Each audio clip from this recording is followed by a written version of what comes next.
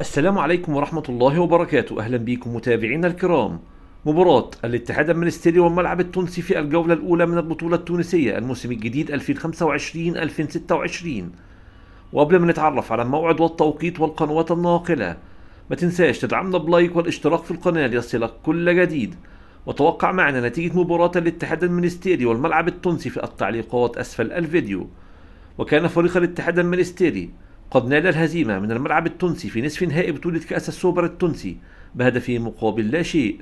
ويستضيف ملعب مصطفى بن جنات مباراة الاتحاد المنستيري والملعب التونسي في إطار مباريات الجولة الأولى من البطولة التونسية.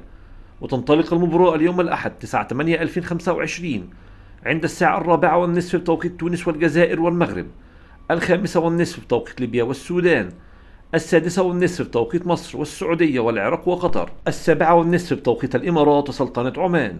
وأما عن القنوات الناقلة لمباراة الاتحاد المنستيري والملعب التونسي، المباراة منقولة على قناة الوطنية التونسية وعبر منصة ديوان الرياضية.